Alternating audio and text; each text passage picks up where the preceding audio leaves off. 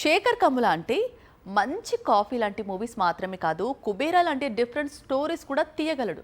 అయితే శేఖర్ కమ్ముల అంటే class director అనే పేరుంది. ఈసారి ఈ ఇమేజ్ను మార్చుకునే ప్రయత్నాల్లో కనిపిస్తున్నాడు శేఖర్ కమ్ముల.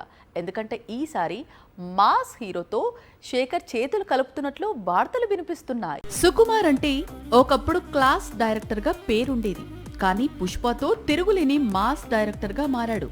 పాన్ ఇండియాను షేక్ చేశాడు. ఇప్పుడు శేఖర్ కమ్ముల కూడా ఇదే దారిలో వెళ్ళాలి అనుకుంటున్నాడా అంటే అవునని అంటున్నాయి టాలీవుడ్ వర్గాలు.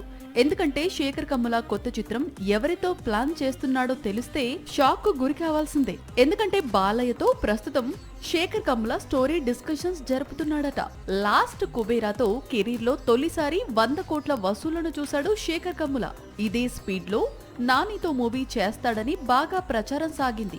ఆ తర్వాత అంతా కొత్త నటులతో మళ్లీ హ్యాపీ డేస్ లాంటి మూవీ తీస్తున్నాడని టాక్ వినిపించింది. అంతేకాదు నాగ చైతన్యతోనూ కొత్త చిత్రం కోసం సంప్రదింపులు జరుపుతున్నాడని వార్తలు వినిపించాయి. కానీ ఇప్పుడు పక్కకు జరిగి అఖండ పేరు వినిపించడం టాలీవుడ్ ను షాక్ గురిచేసింది. శేఖర్ కమ్ముల సినిమాలు అంటే Godavari, happy days, life is beautiful, ఫిదా, లవ్ స్టోరీ లాంటి చిత్రాలే. వీటికి భిన్నంగా గత ఏడాది కుబేరా లాంటి చిత్రం తీసి ఇంప్రెస్ చేశాడు శేఖర్ కమ్ముల. అందుకే ఈసారి ఎవరూ ఊహించని విధంగా మాస్ మూవీని ప్లాన్ చేస్తున్నట్లు కనిపిస్తోంది. బాలయ్యతో శేఖర్ కమ్ముల మూవీ లాక్ అయితే మాత్రం టాలీవుడ్ షేక్ కావడం ఖాయం.